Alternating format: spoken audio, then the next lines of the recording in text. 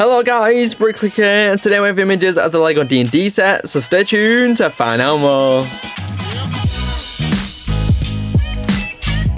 If you do enjoy the video, why not like the video, subscribe and turn notifications to help us get to 70,000 subscribers, but let's get into it. So over a year ago now, Lego and Dungeons and Dragons announced a massive partnership where they'd be releasing a gigantic set in 2024. And today, thanks to a set found a little bit early in stores, we have a full look at the brand new Lego set, which is looking so good. If you haven't been keeping up with the details though, it is set to be set number 21348, this one being Dungeons and Dragons, the Red Dragon's Tale. It's going to be coming in as one of the biggest Lego ideas sets of all time with 3,745 pieces. That is going to set you back an expensive price tag of $360. But you're getting quite a lot of pieces, new elements, a lot of good minifigures, and it is going to be costing you around £310 if you're in the UK. The good news is though, if you're liking the look of the set, you're going to be able to get it in just over 2 weeks time on April 1st, 2024. If some of you remember, about a year ago when they initially announced the project, this was the concept model. Of course, with all Lego Ideas sets these days, they do make some major changes. This one not as much as other ones, but I think as it is a quite big set, you do notice the massive change being the dragon now being red instead of green, and a couple of kind of brighter color changes in the bottom of the model. One of those being the building on the left hand side, this one being one of the centerpieces as you look at the front of the model. It's looking pretty good. You can see one of the minifigures, which we'll go on to in a moment, coming out the front with a blue and also purple roof and a lot of different architecture with that red and also the sandy color, which is looking nice. As we move over to the right hand side, there is some steps up to under the bridge where we're going to see some mythical creatures using the bodies we saw introduced in Lego Dreams, and then we will also have the owl bear as one of the creatures and just a bit of water and greenery on the other side with a tree.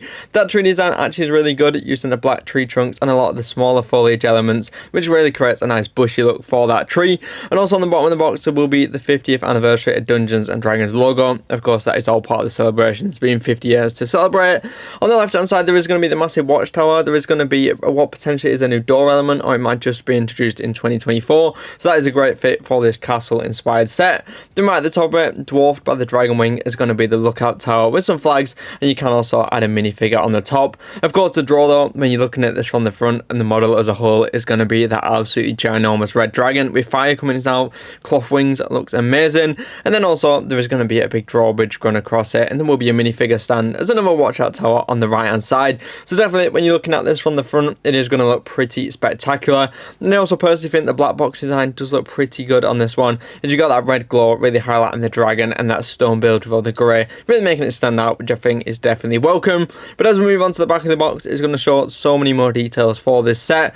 It has actually kept the overall shape and design what we saw with that original submission, so like I haven't gone too far. They just refined it and improved some of the colours in my opinion. Of course, not everyone will be a fan of the changes though, so they have kept the overall design, but actually the model will be able to split into 5 different parts, actually 6 potentially, so you can't really get into the model and pose the minifigures and see all the details, keeping the overall shape of that original mission as well with the water and also the building. So yeah, it, like I said, the building at the front, which we just talked about, that will also be able to pull off the model, and inside you'll be able to fit lots of the minifigures, and you'll be able to see loads more details by pulling them off and be able to separate it apart, which I think is a great feature for them to included.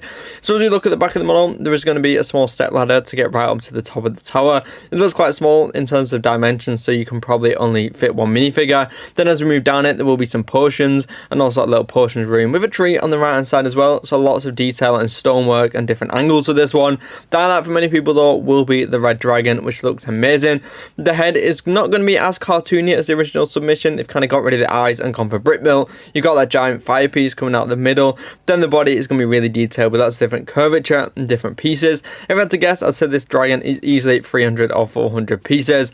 Then we're also going to be getting those giant cloth wings, which will be really a highlight for a lot of people of this massive dragon, which we often don't get. We usually just get player set dragons, so to get a giant one and also have cloth wings will be awesome. As we continue down the right hand side of the model, this is where my D&D knowledge might start to get patchy, as on the left hand side there looks to be some sort of armor room, something like that, but it has got some great piece usage using the golden dragon heads from Ninjago, and there will be some more steps and lots of areas to pose different minifigures, and there will also be a trapdoor so you can drop a minifigure down into the dungeon. Speaking of the dungeon, the whole underside of the back of the model will be a dungeon area. You can see the steps continue right down into this one, where you can pose lots of minifigures, given they've only just kept the structural pieces in to keep this model really open to pose models or your minifigures. And then as we move into another section, they'll be kind of cut off as we go through the different models. There will be a gelatinous cube, which is an iconic model from D&D, so I'm sure many of you will love to finally have this in D&D. It looks to be no exclusive pieces, so if you don't want to buy the big set, you can easily piece it together, which is awesome. And then on the far left hand side, there will be some dead skeletons and different castle bits, and also a ladder to get down to it, and even some blue monster legs coming out of the water, which is an awesome little Easter egg. There is also going to be another room which we don't have any images of, so it's hard to see what's in there. Just a small area as well to store some shields. Then we get a back view of that massive open area on the castle where you can fight the monsters. Of course, we are going to be getting lots of monsters in this one, which I'll go into in a moment with the minifigures. And then in the center, there is the bit under the bridge where some of the smaller minifigures can stand with the different creatures. So I think overall, it's really great how the front you can have that great display model and it looks a cohesive model. Then from the back, they've left it open enough so you can play it and loads of different battles going on. It does also on the back of the box, there is an exclusive downloadable adventure. So something when we see the set officially revealed, we'll learn more about that.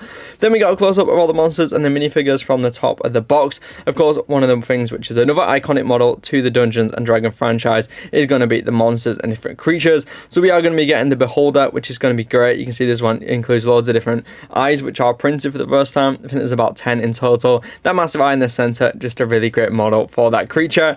Then we will also be getting another one which you might see displayed on the bridge as I've been talking. That one is going to be a Displacer Beast. So we'll get those two, and then also the Owl Bear will be included as the monsters, and a bit of a better look as well at the gelatinous tube with that head inside. In total with this set, there should be 6 minifigures included, all with brand new facial expressions, a lot of them with new hair pieces, new prints, and an amazing bunch of them, and also 3 skeletons. But what is great about this set, there will be lots of different pieces where you can mix and match to kind of create your own D&D character as we see within the model. So the first one up is going to be what I believe is a Dwarf Cleric. This one really good with that white hair piece. There is also going to have blue torso, some potentially new armor printing as well, and some nice accessories.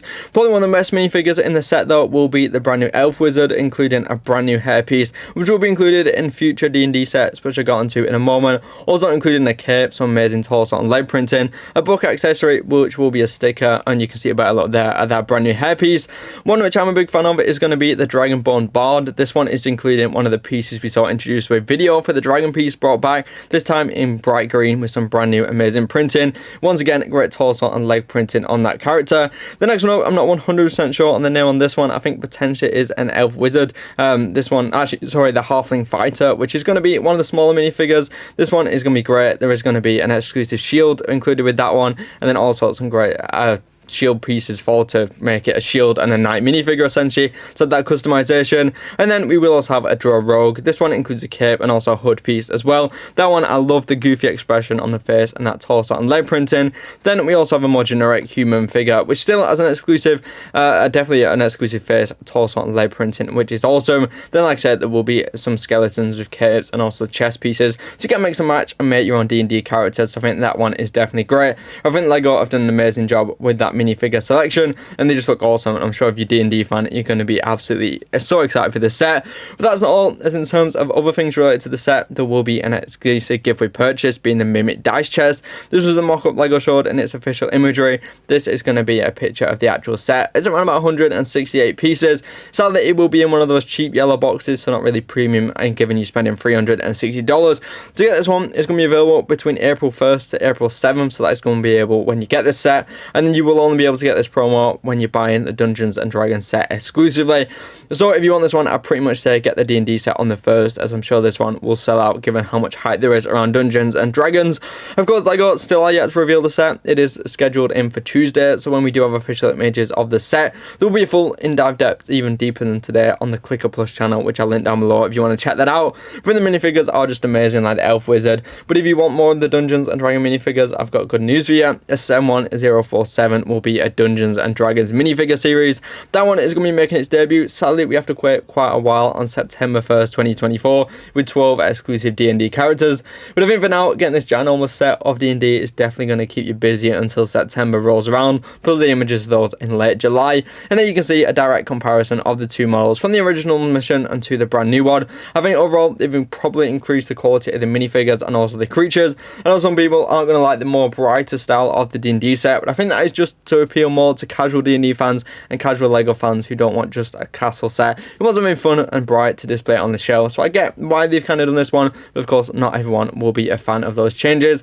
I'm also interested to see how it is going to pair up with the medieval market, which released from Lego Icons, and also the brand new, well, not brand new anymore, the Light Knight's castle. I was going to pair it with these other castle sets in scale and also size. If I had to guess, I would guess the D&D set is around 60 centimeters in height, and then when you put it all together, the dragon does look massive, which is going to be an amazing one.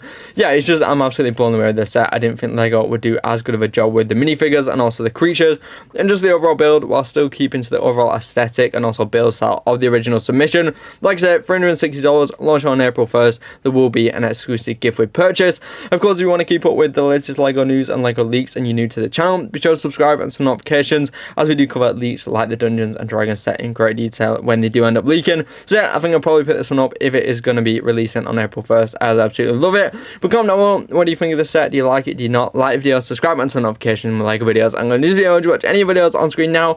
Remember guys, keep clicking and bricking. I'll see you all later guys. Bye bye.